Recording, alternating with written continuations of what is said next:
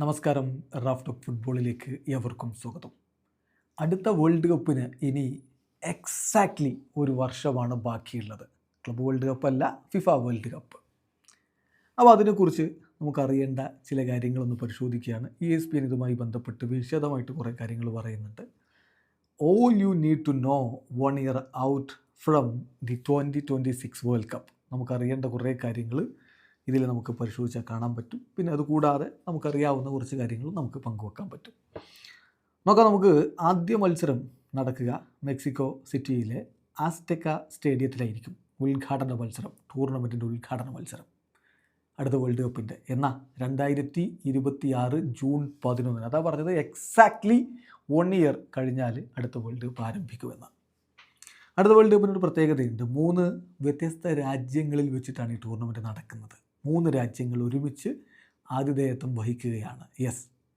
Mexico, Canada, USA 3 രാജ്യങ്ങൾ ഒരുമിച്ചിട്ടാണ് ഈ ഒരു വേൾഡ് കപ്പ് മാമാങ്കം നടത്തുന്നത്.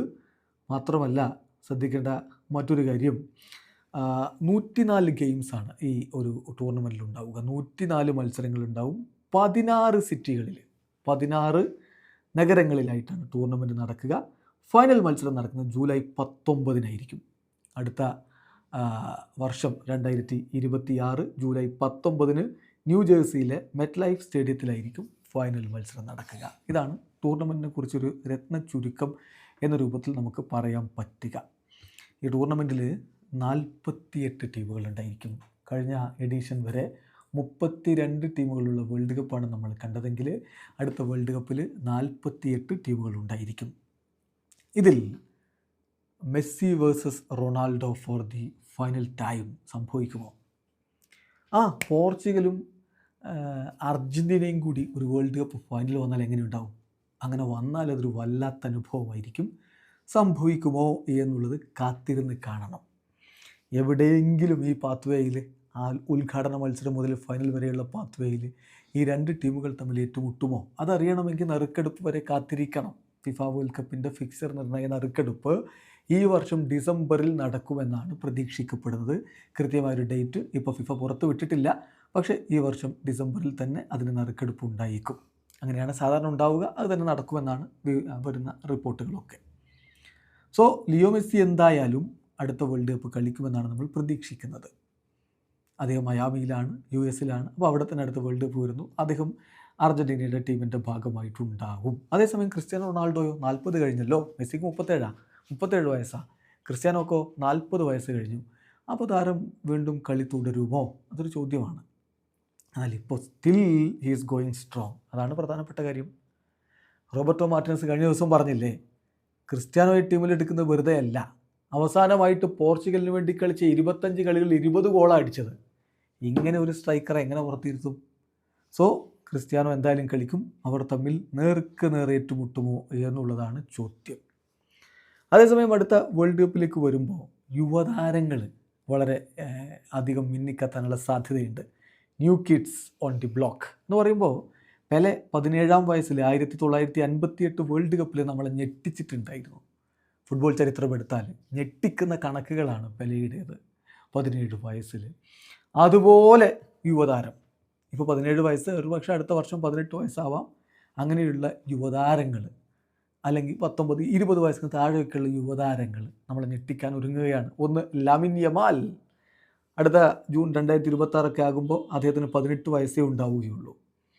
അതുപോലെ തന്നെ ഫ്രാൻസിൻ്റെ 20-കാരനായിരിക്കും അപ്പോൾ ഡിസയർ ഡു. 20 വയസ്സുണ്ടാവും അടുത്ത വേൾഡ് കപ്പ് വരുമ്പോൾ. ഡിസയർ ഡൂവിന് മിന്നും പ്രകടനമാണ് അദ്ദേഹം ഇപ്പോൾ നടത്തിയിട്ടുള്ളത്. പിന്നെ പ്രായം കുറഞ്ഞ താരങ്ങൾ വേറെയുണ്ട്. ജമാൽ മുസിയാല, ഫ്ലോറിൻ വേർട്സ്. അവരെല്ലാവരും അടുത്ത വർഷമാകുമ്പോൾ ഈ 2 പേരും 22 വയസ്സിലേക്കായിരിക്കും എത്തിയിട്ടുണ്ടാവുക. ബ്രസീലിൻ്റെ എൻട്രിക് ഉണ്ട് 18 വയസ്സുകാരൻ. എസ്റ്റവായോ വില്യൻ 18 വയസ്സായിരിക്കും ഉണ്ടാവുക. സോ ഇങ്ങനെയുള്ള ഞെട്ടിക്കുന്ന തരത്തിൽ പ്രകടനം നടത്താൻ കെൽപ്പുള്ള യുവതാരങ്ങളെ നമ്മൾ അടുത്ത വേൾഡ് കപ്പിൽ പ്രതീക്ഷിക്കണം. ഒപ്പം തന്നെ ഇത് ഹാലൻഡിൻ്റെ സമയമായിരിക്കുമോ? അതൊരു ചോദ്യമാണ്. കഴിഞ്ഞ വേൾഡ് കപ്പിൽ നമ്മൾ ശരിക്കും ഹാലൻഡിനെ മിസ് ചെയ്തു. വീണ്ടും പ്രകടനം നടത്തി ഗോൾ വർഷം നടത്തുമ്പോഴും അദ്ദേഹത്തിൻ്റെ ദേശീയ ടീമിന് വേൾഡ് കപ്പിന് യോഗ്യത കിട്ടിയില്ല എന്നുള്ളത് വേൾഡ് കപ്പ് പുറത്തിരുന്ന് നോക്കിക്കാണേണ്ട ഒരു അവസ്ഥ അദ്ദേഹത്തിന് ഉണ്ടാക്കി. എന്നാൽ ഇത്തവണ അവർക്ക് മുന്നോട്ട് പോകാനുള്ള സാധ്യത എന്തായാലും ഉണ്ട്. ഹാലൻഡ് അദ്ദേഹത്തിൻ്റെ ജോലി കൃത്യമായിട്ട് ചെയ്യുന്നുണ്ട്. ആഴ്സണലിൻ്റെ മാർട്ടിൻ ഒഡേഗാർഡ് അദ്ദേഹത്തിൻ്റെ ടീമിലുണ്ട്. സോ അവരുടെ വേൾഡ് കപ്പ് സാധ്യതകൾ, നോർവേയുടെ വേൾഡ് കപ്പ് സാധ്യതകൾ ഇപ്പോൾ സജീവമാണ്. ഇപ്പോൾ യുവേഫ ക്വാളിഫയിങ് റൗണ്ട് ഗ്രൂപ്പ് 1 അവർ 1-ാം സ്ഥാനത്ത് നിൽക്കുന്നുമുണ്ട്. 3-0 അവർ ഇറ്റലിക്കെതിരെ വിജയിച്ചതൊക്കെ നമ്മൾ കണ്ടു. സോ സാധ്യതകൾ ഉണ്ട്. ഒരു പക്ഷേ ഹാലൻഡ് വേൾഡ് കപ്പിൽ ഗോൾ വർഷം നടത്തിയാൽ അത്ഭുതപ്പെടേണ്ടതില്ല. ഇനിയുള്ള ചോദ്യം, can Carlo Ancelotti end Brazil's world cup drought എന്നുള്ളതാണ്. ബ്രസീൽ വേൾഡ് കപ്പ് കിരീടം നേടിയിട്ട് എത്ര കൊല്ലമായി? 2002 അവസാനം വേൾഡ് കപ്പ് കിരീടം ചൂടിയത്. അപ്പം അത് കഴിഞ്ഞിട്ട് 10-23 കൊല്ലക്കാലമാകുന്നു. അടുത്ത വേൾഡ് കപ്പിലെങ്കിലും ആ കിരീടക്ഷാമം, കിരീട വരൾച്ച അവസാനിക്കുമോ? 5 വേൾഡ് കപ്പ് നേടി ചരിത്രം കുറിച്ച ടീമാണ്. ശരിയാ, അവരെല്ലാ വേൾഡ് കപ്പിലും 90-ന് ശേഷമുള്ള എല്ലാ വേൾഡ് കപ്പിലും ക്വാർട്ടർ ഫൈനൽ വരെ എത്തിയിട്ടുണ്ട്. പക്ഷേ കിരീട വരൾച്ച എന്നുള്ളത് 10-20 വർഷക്കാലത്തിലധികമായിട്ടുണ്ട്.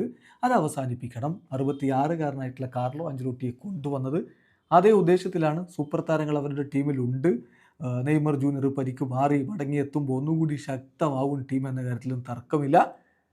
പലരും ഇപ്പോൾ ബ്രസീലിനെ എഴുതിത്തള്ളുന്നുണ്ട്. എന്നാൽ ആഞ്ചലോട്ടിയുടെ ബ്രസീലിനെ അങ്ങനെ എഴുതിത്തള്ളാൻ കഴിയില്ല എന്നതാണ് യാഥാർത്ഥ്യം. ഒരു പക്ഷേ നെക്സ്റ്റ് ഇയറിൽ അവർ ആ ക്ഷാമം, ആ കിരീട വരൾച്ച അവസാനിപ്പിച്ചാലും അത്ഭുതപ്പെടേണ്ടതില്ല. പിന്നെയുള്ള ചോദ്യം, പൊച്ചയുടെ US എത്ര ദൂരം മുന്നോട്ട് പോകുന്നതാണ്. ഒരു പക്ഷേ അവിടുത്തെ ഹോസ്റ്റുമാരിൽ വലിയ പ്രതീക്ഷ വെക്കുന്നൊരു ടീമാണ് US. US-നെ സംബന്ധിച്ചിടത്തോളം അത്ര മികച്ചൊരു പെർഫോമൻസ് അല്ല ഇപ്പോൾ അവർ നടത്തിക്കൊണ്ടിരിക്കുന്നത്. ടൊട്ടനാമിലും ചെൽസിയിലും PSG-യിലും ഒക്കെ കോച്ചായിരുന്ന പൊച്ചയെ കൊണ്ടുവന്നത് വലിയ പ്രതീക്ഷയോടെയാണ്.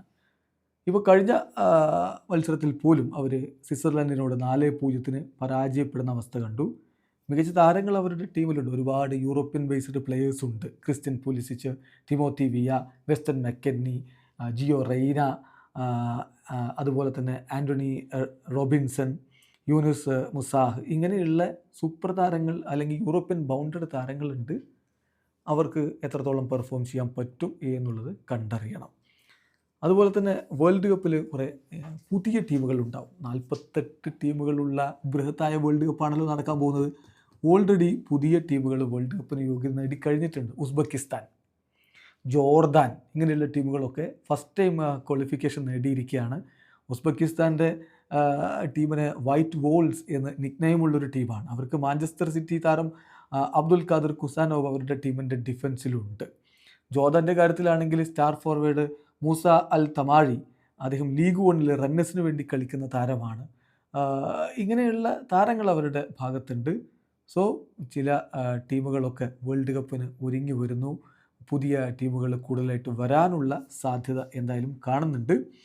അപ്പം അത് വേൾഡ് കപ്പ് ക്വാളിഫയർ മത്സരങ്ങൾ അവസാനിക്കുമ്പോഴാണ് ഏതൊക്കെ ടീമുകൾ പുതുതായിട്ട് ഇനി വരും എന്നുള്ളത് അറിയാൻ പറ്റുകയുള്ളൂ. എന്നാലും പുതുമുഖ ടീമുകൾക്ക്, നവാഗതരായിട്ടുള്ള ടീമുകൾക്ക് കൂടുതൽ സാധ്യതകൾ ഈ ഒരു വേൾഡ് കപ്പിൽ കാണുന്നുണ്ട്. അതുപോലെ തന്നെ ഇറ്റലിയുടെ കാര്യം, ഇറ്റലി വീണ്ടും പുറത്താകുമോ വേൾഡ് കപ്പ് യോഗ്യത കിട്ടാതെ? ആ ഒരു ആശങ്ക ഇപ്പോഴേ ആരാധകർക്കുണ്ട്. നമുക്കറിയാം, ഇപ്പോൾ നോർവേയോട് 3-0 അവർ ലാസ്റ്റ് വീക്ക് തോറ്റു. ഇറ്റലി ക്രൈസിസിലാണ്. അതാണ് യാഥാർത്ഥ്യം. മാനേജർ ലൂസിയാനോ സ്പെല്ലേറ്റിയെ അവർ ഫയർ ചെയ്ത് കഴിഞ്ഞു. സോ ഇപ്പം former Chelsea, Leicester city, AS റോമ കോച്ചായിട്ടുള്ള ക്ലോഡിയോ റൈനിയേരി റീപ്ലേസ്മെൻറ്റ് ജോബ് അദ്ദേഹം ടേൺ ഡൗൺ ചെയ്തു. ഇങ്ങനെയൊക്കെ നിൽക്കുന്ന ഒരു അവസ്ഥയിലാണ്. എന്തായാലും ഇറ്റലി അടുത്ത വേൾഡ് കപ്പിന് ഉണ്ടാവണം. ആ സൂരിപ്പടയെ നമ്മൾ വേൾഡ് കപ്പ് കണ്ടിട്ട് എത്ര കാലമായി? 2 വേൾഡ് കപ്പിന് തുടർച്ചയായിട്ട് അവർ യോഗ്യത ഇല്ലാതിരിക്കുക.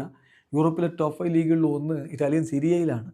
അങ്ങനെയുള്ള രാജ്യത്ത്, ലീഗ് വളരെ സജീവമായി നടക്കുന്ന രാജ്യത്ത് നിന്ന് ഒരു വേൾഡ് കപ്പ് കളിക്കാനുള്ള ടീം വരുന്നില്ല എന്ന് വന്നാൽ അത് നാണക്കേടാണ്. അതും 3-ാം തവണയും തുടർച്ചയായിട്ട് സംഭവിക്കുകയാണെങ്കിൽ അത് സഹിക്കാവുന്നതിലും അപ്പുറമായിരിക്കും. ഇനി ഇത്തവണ ആര് കിരീടം ചൂടും എന്നുള്ളൊരു ചോദ്യമുണ്ടല്ലോ. അതാണല്ലോ ഏറ്റവും പ്രധാനപ്പെട്ട ഒരു ചോദ്യമെന്ന് പറയുന്നത്.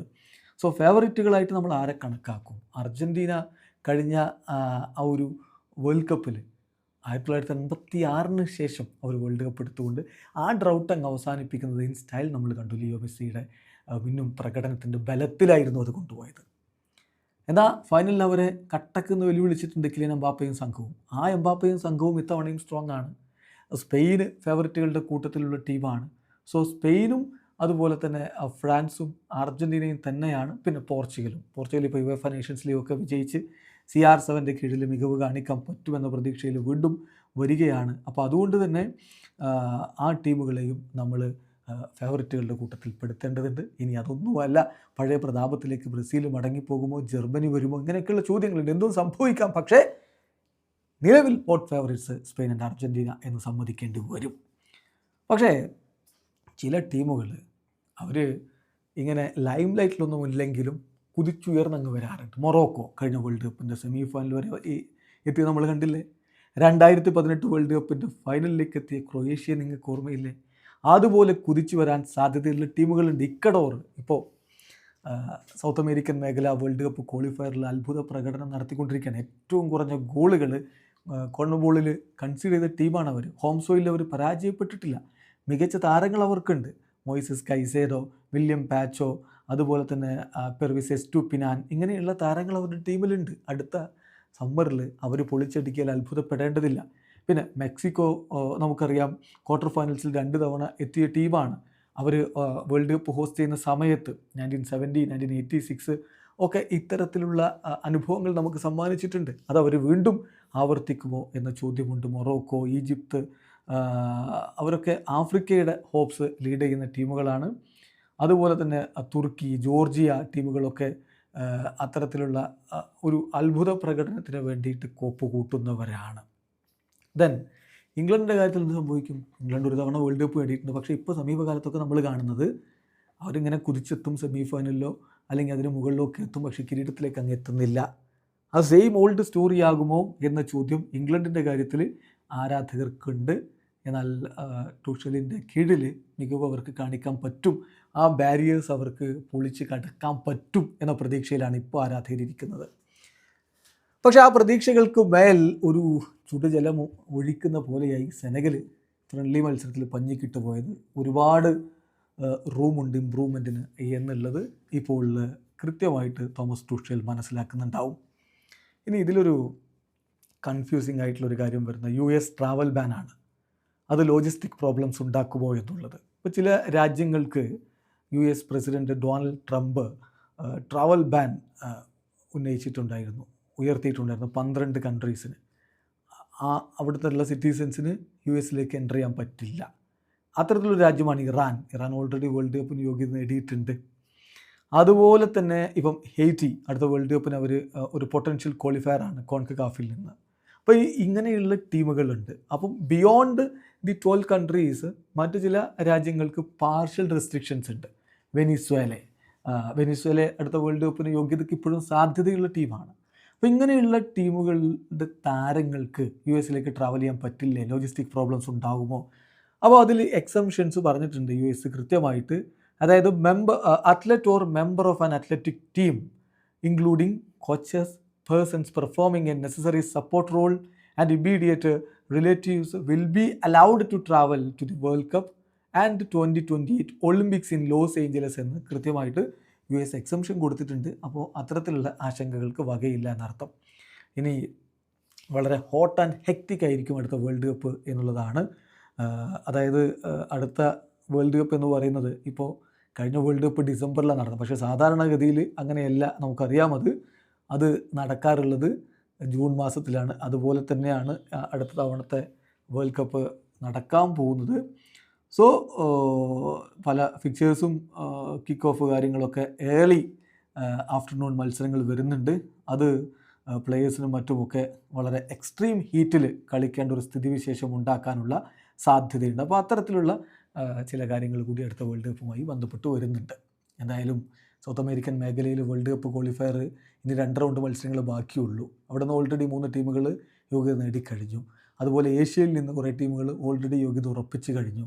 അങ്ങനെ 13 ടീമുകൾ ഓൾറെഡി യോഗ്യത ഉറപ്പാക്കിയിട്ടുണ്ട്. വരും ഇൻ്റർനാഷണൽ ബ്രേക്കുകളിൽ സെപ്റ്റംബറിലും ഒക്ടോബറിലും ഒക്കെ ആയിട്ട് ബാക്കി ടീമുകൾ, ഇപ്പോൾ യൂറോപ്യൻ മേഖലയിലെ ക്വാളിഫയർ മത്സരങ്ങളൊക്കെ അടുത്ത സെപ്റ്റംബർ, ഒക്ടോബർ, നവംബർ ഇൻ്റർനാഷണൽ ബ്രേക്കുകളിൽ പുരോഗമിക്കും. അപ്പോഴേക്കും ടീമുകളുടെ ചിത്രം കൂടുതൽ വ്യക്തമാവും. നമുക്ക് കാത്തിരിക്കാം അടുത്ത വേൾഡ് കപ്പ് ഒരു കിടിലൻ പോരാട്ടമായി മാറുന്നത് കാണാൻ വേണ്ടി. ആരായിരിക്കും അടുത്ത ലോക ചാമ്പ്യൻ? കാത്തിരുന്ന് കാണാം. വീഡിയോ അവസാനിക്കുന്നു. ഫുട്ബോൾ ലോകത്തെ കൂടുതൽ വിശേഷങ്ങളുമായി റാഫ് ടോക്സിൽ എത്താം.